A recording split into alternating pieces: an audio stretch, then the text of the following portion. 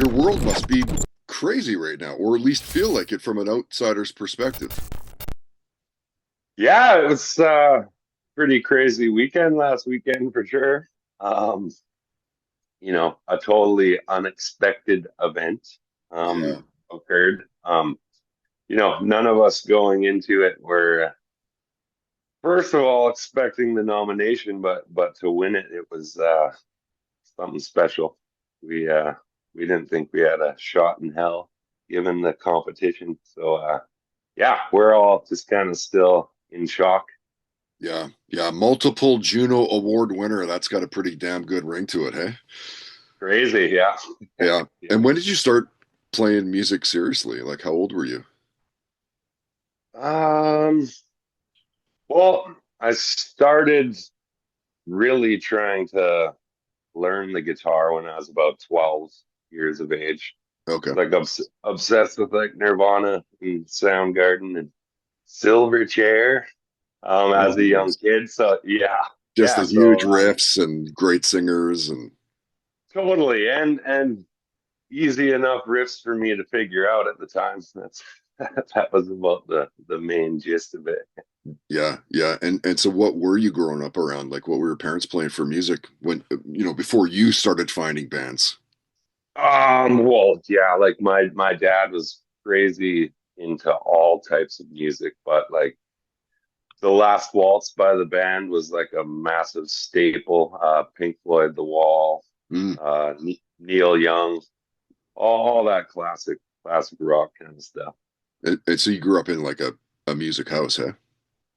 Yeah, like my parents weren't really musicians themselves, but yeah, my dad pretty much had music cranked my whole childhood, right? Yeah, and always had the most killer stereo. So I remember a lot of nights just falling asleep to a shaking house.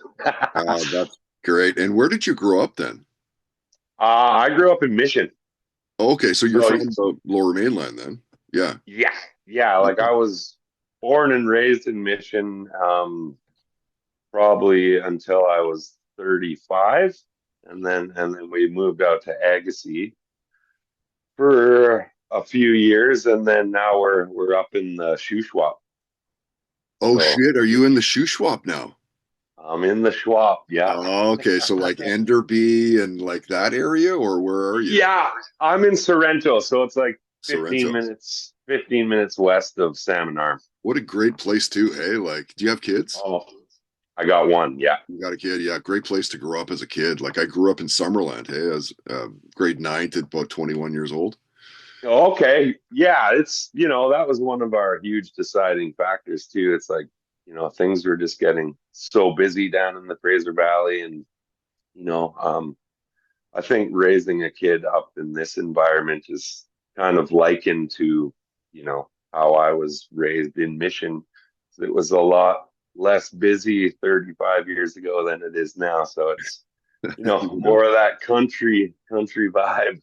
yeah, big time. Hey, and Vancouver's just crazy, man. Like I'm so close myself to getting the fuck out of Dodge, like almost done. Yeah, it's wild. Like I love the place, and it's great to visit, but it's like as soon as you roll into town and you're sitting at a red light for fucking every red light for 10 minutes at a time, it drives you It a little batty.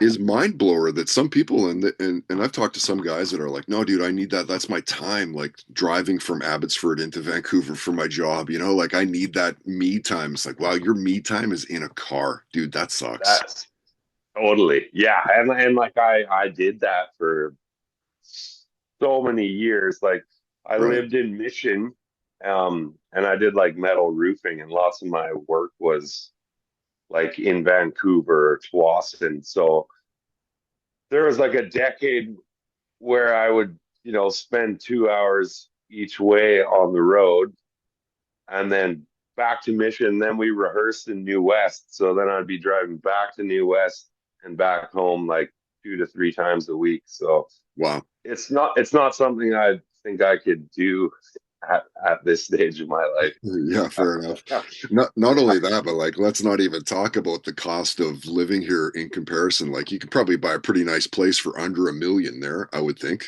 right? Oh yeah, yeah, Yeah. yeah. Like not here though. Not a chance. No chance. No, yeah, Not you really. buy a cardboard box with a little piece of land, right? Yeah, No doubt, right? Uh, yeah. okay, so back to your childhood and stuff. Like, were your parents like music house? Um, but like, were they taking you to concerts and stuff? Like, how did you get down this path? I guess, Ken. Um, well, I didn't start really going to concerts until I was, in my early teens, kind of thing. Oh, So yeah, I was, but that being said, it was, I was obsessed with music, right? Like my dad always jokes, like I was 2 years old in diapers still, and him and all his buddies used to laugh because I'd be able to go and switch the vinyl records and put the needle on by myself, nice. right? And so yeah, it's always been a huge part of my life, right? And then yeah, like once my dad got me my first guitar, it was kind of over at that point, so to speak. Um, Mm. yeah, and then I joined like just out of high school or like my early 20s, I joined a band called Spread Eagle. Um, and I was a guitarist in that band, and I learned a bunch from playing live with those guys. That's where I And know then you once, from, buddy. I played the shit yeah, out of Spread Eagle on the Indie Night in Canada on CFOX. yeah, and so those guys were all quite a bit older than me, but they gave me an opportunity, right, to learn how to perform live and get through all that green bullshit of Mm. unplugging your cable on stage and looking like a jackass. Yeah, so Everybody's once got I to kind do it though, right? Like you got to kind of oh totally, pay your yeah, dues, right? it's Yeah. and that's about it. So once that kind of fizzled out, it at that point in time, I was like, because I started playing guitar around 12, and then I played for 10 plus years just kind of by ear and stuff, and then I actually started taking lessons from a guy in Mission that was a great teacher at that point, and I was just completely obsessed. So I was just picking stuff up like super quickly and like so into it at that point in time. Like it Right. Like was, just go to you your know, room and play for 5, 6, 8 hours, you know? totally and just all consumed. So once Spread Eagle kind of fizzled out, it really gave me an opportunity to sort of focus on music that I preferred to play, right? Like because I love the music and the fun of Spread Eagle, but it was never really like my personal passion. It was more of like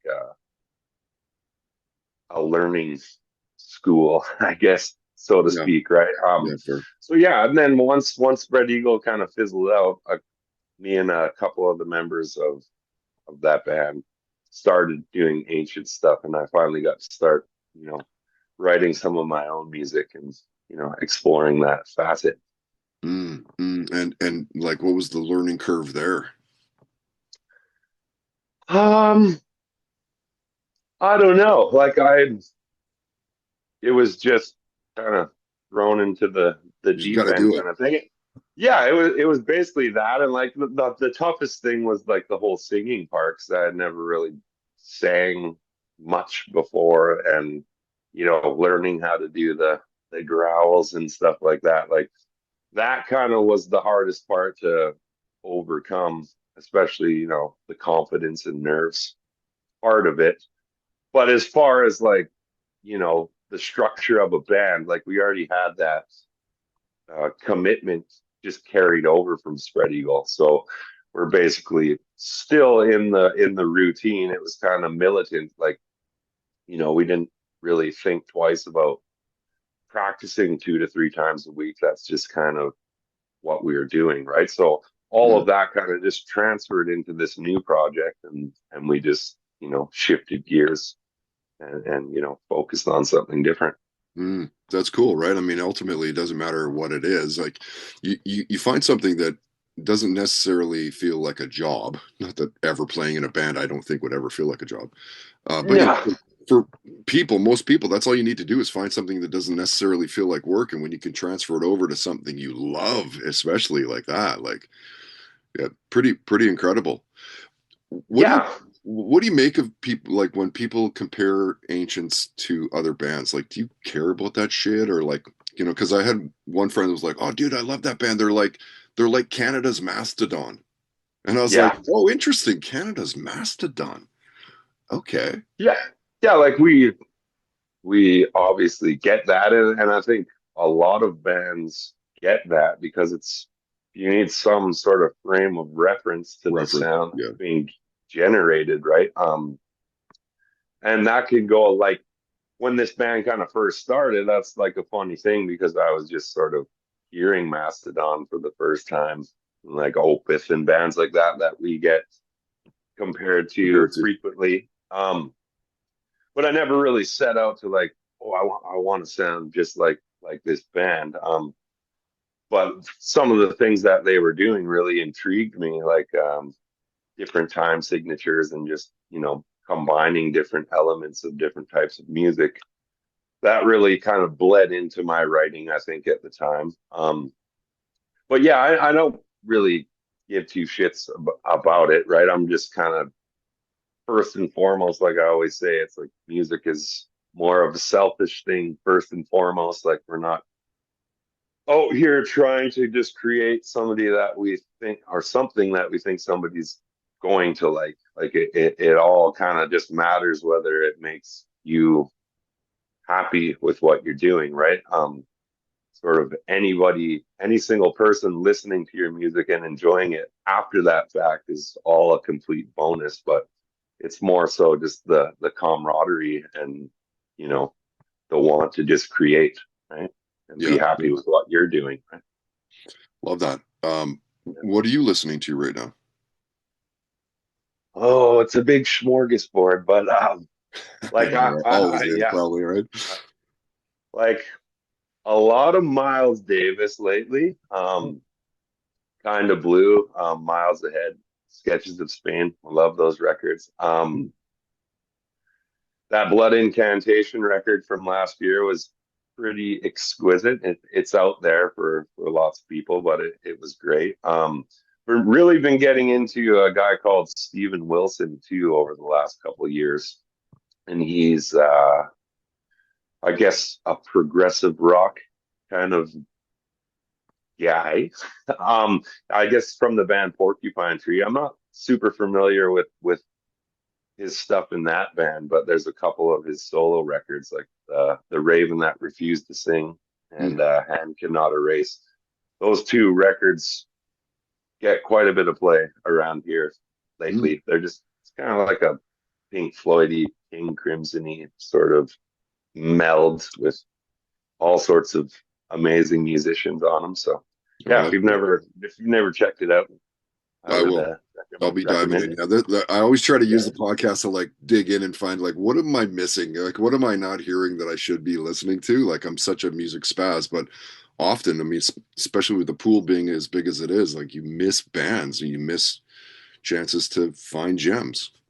Oh, totally. And it's like one of those things. It's like, you know, you could hear this sort of name over and over again and like see it popping up and like maybe check out a snippet of a song once and be like, that's not really for me. And then at some point in time you decide to give a whole record a playthrough and then all of a sudden it's like, well, I'm like obsessed with this now, right? Like it's Mhm. happened to me like with Tool, for instance, like all my friends in high school and stuff were like super into Tool, and I remember like going to see them for the first time, and I like didn't really know any of their music. So when I went to watch the show, I was like, yeah, it was cool, but like you don't really know the song. So, and then since then, all of a sudden, I took the time to listen to the albums, and then I was like, this is fucking amazing, right? Like, so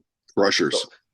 yeah, so it just happens that way, and especially with some of the bands I like the most, like I don't necessarily get it at first, and then all of a sudden it'll sink in, and then you're like, oh, this is like my shit for the next year, 2 decades, you know. In 2 decades. Yeah, That's yeah, great. That's so yeah. true. That's so true. What was your first concert, by the way? You said started getting into like the teens and stuff, but what was your first concert you went to? It was actually like a real small concert in Matsqui. It was like Gob and Another Joe. So I was kind of like into punk rock. I think I was like 12 or 13. So that was like a little concert hall sort of thing. And that was like the first big one. And then the next one was like Edgefest in at Thunderbird Stadium. I was 13 or something. That That was was like a where there huge. was like a whole bunch of different bands, like I Mother Earth, Tea Party, that kind of thing. Yeah, it was like I was really wanted to go because I really liked that Silverchair at the Mm. time, and they were playing, and then I think like Hole headlined the show or something like that. So that was like kind of my first real show where I was, scared to venture too far off. Yeah, Don't want to get that's great. mosh pitted. That's great. Yeah. And you were saying in text there the other day that that Ancients has taken off to Europe. Is that right? Yeah, that's the plan. So at the end of July to the middle of August. Yeah, so we got Cool. a couple really cool shows that are announced already, and then we've got more kind of coming down the pipeline, but unannounced yet. You guys And then must yeah, slay over there, hey? we've been twice and we've had a great time both times, right? Like last time was a little bit bittersweet. Like the shows were great, but I was violently ill for Oh no. two, 2 of the 3 weeks. And it's kind of tough over there because you're like rolling in a sprinter van. There's nowhere to like lay horizontally during the day, so you're not getting adequate rest. So yeah, I don't think I've been sicker in my life and just trying to like plow through these shows. I think we had like 28 shows in 30 days kind of thing. So there's like no rest for the wicked. And yeah, I think I was sick like 3 weeks after I got home. I was just toasted. But Yeah. with that being said, like it's quite amazing. Like, just the environment and the old world over there, right? Like Yeah. the Cobblestone buildings, streets and like it's crazy, right? totally, right? And things are kind of just, as they say, set in stone there. Like it's just, just all the history. It's, you know, love going over there, and the fans are great as well. Yeah, and you notice a difference of like North American audience compared to a European crowd, right? Totally. And some places go wild, like, and then places like Germany, it's like they'll uh they'll come to your merch table after the show and be like, "Oh, I noticed you missed this one note in this song." And like they'll criticize you, but then they'll buy one of everything at your merch table. So like they're stoked, but they're very critical. That's But great. yeah, no, yeah. At least they're observing with full full conviction, right? Yeah, yeah, they definitely have. Could you nail it down to one career highlight? I know like a couple Junos, like that's going to be probably up there, I would think. But like for your band, is there a moment where you're like, man, that's the career highlight. That's it, or is that just impossible to even nail down? Yeah, I don't know. It's not something I have really reflected on. It's like shit just kind of goes flying by. Like, we got some pretty crazy opportunities early on. Like we got to tour with that Lamb of God band. Um, and that was like on 5 days notice. Like Wow. we went on our very first tour with Death to All. So it's like the members of Death, with a new singer. Obviously Chuck passed away, but so that was our very first tour. Like when Heart of Oak first, the day it came out was the first day of that tour. And like Spread Eagle, we had done regional kind of BC Alberta tours, but this was kind of like thrown into the deep end. So we had got that tour, and like we weren't making it fucking really any money. So it was a strenuous tour with a lot of learning. But then we got back and we were supposed to go like across Canada with a band called Skeleton Witch like a week later. And I just remember being like, oh my God, like we're gonna be busted after this. And then yeah, we got the call like 5 days notice. Yeah, Lamb of God asked if you want to go on a tour. And it starts in 5 days in fucking Chattanooga. So we are literally just jumped in the van and beeline. So that was like a real game changer for us because like I wasn't too huge into the whole like American metal scene, so I wasn't like a massive fan of Lamb of God at the time. Mm.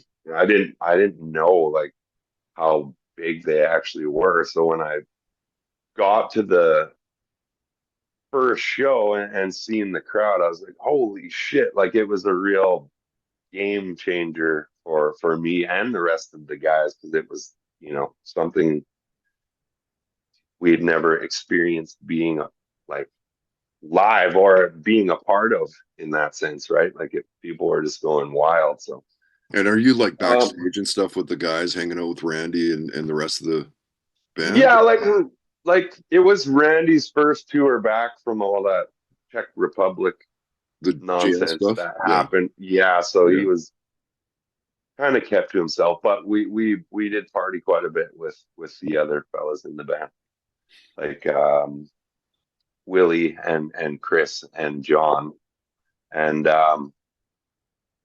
sorry, one sec. All good. Yeah, so we got a chance to hang out with them a lot, and Decapitated was also on that tour as well, so we Oh, became pretty cool. good friends with those guys too. And So truly, yeah, that's what it's about, right? Like you're talking about career highlights and like milestones of the band, and like take that away, and like maybe it needs to go a different path, but like ultimately, you just need to get in front of people that like-minded bands. Like, is it that totally, easy? You think? pretty much like I Kind like of I say, it's you have to kind of get lucky enough to get certain opportunities, and then you kill know it when you get it. be able to execute when you get the chance, right? But yeah, it's basically just that easy. And like I say, it's nothing comes without hard work, right? So it's like we had been doing this for the better part of 2 decades, whether what band we were playing in, but it, like I said before, it was sort of like a militant thing that we never, questioned. Like I never, after working a 10-hour day, questioned about, oh, I'm just not going to go to practice today. Like it was just something that was part of my routine, right? And I think like it takes a certain amount of dedication to have these opportunities come for you, right? And I think, lots of people don't understand that part. They just kind of see the things that you get and don't realize the amount of work that it took to get to that point, right? So it's yeah, it's just hard work and dedication really to something Mhm. that yeah That's so that true, makes man. A lot of people just look at it and go like, "Oh man, so lucky to have a cool band like that." And it's like, well, not really. Like I've been banging my ass off here for the last 25 years, man, of like different bands and you know, getting the craft yeah where it needs to be. It's not luck. yeah that's what it all boils down to, right? So I don't think anyone in a spot of good opportunity, some people find an easier path to that, but I think the work that goes in, like it's never like overnight.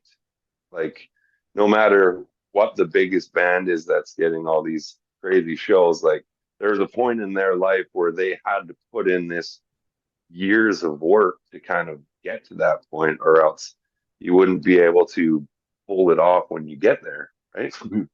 Yeah, took years to be lucky. That's all it Yeah, is. that's about it. Yeah. Kenny, I'll hit you with two more and then I'll let you go. I respect your time here. Thank you again for doing this. Cool. Oh, Um, no worries. are you a Canucks fan? Or did you keep up with the season this year? And what a roller coaster of a ride! And we're officially out as of like last night at midnight or something like that. Yeah, I saw that. It's a bit of a bummer. Like Yeah.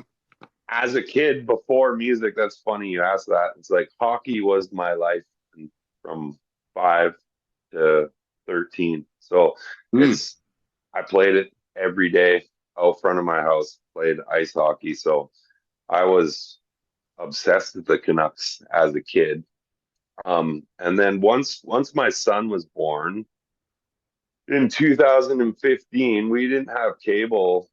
We just stopped paying for cable, so I didn't really have a means to watch it. Mm-hmm. Until last season, we just got a form of cable back. So I was Did you back get on the for Sportsnet Pacific or whatever it is? Like, I don't even have yeah, cable either, but I'm like, man, I need to watch the Canucks. Let's be honest. yeah. So last year I was pretty like pretty deep into it. This year Same. I've been quite busy, so it's like when I have the time and they're playing, like I was watching and obviously following still. I did watch that crazy game the other day, I and know, right? Coming back from I admit, I, I fucking turned it off, at 5-2, and same. then I turned, my kid was and like, then Dad, get in check here. check my phone, and I was like, oh shit, they got one back, and then oh another one. I was pissed off that I missed it. Yeah, yeah. But yeah, I do enjoy sports when I have the time Yeah, to yeah. watch And it. that, by the way, is such a Canucks way to win. Like, that Yeah, is no kidding. true to brand. It is true to Yeah, brand. yeah, And who do you think, if anyone, can beat Ovechkin's record now? yeah. I don't know. It's so hard to say with so many guys so far back, right? You just don't know. But Yeah, they're like half the way there. Like Matthews, yeah, sure, if he keeps playing the way he is. that's the one guy I was going to mention because I've been seeing lots of stuff pop up Yeah. about him, giving the comparison of you know games per goals, and so yeah, I Close guess to that where would be the Ovi.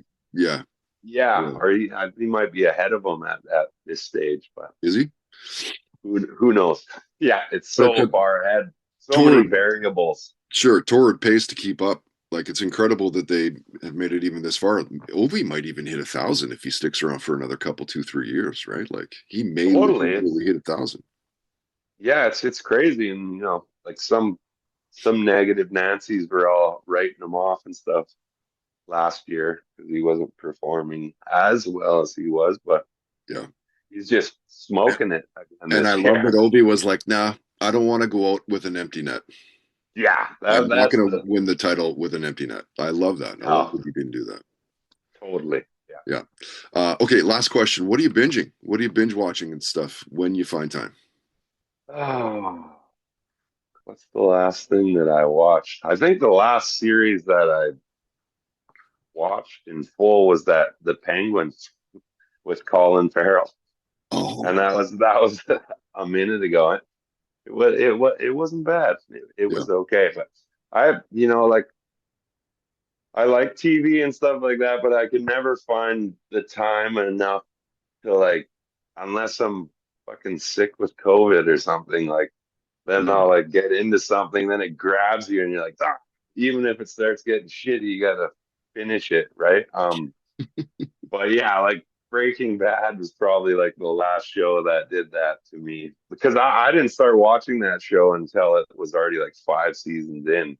Oh, And same thing with bands. It's like you hear this show is like so amazing, but you just for for one reason or another get around to like giving it a chance. And then I like watched that first episode where he's like in his tidy whities in the fucking motorhome. Like, what is this? And then like you're hooked. And yeah. so That's great. something will probably come along. I would think so, yeah.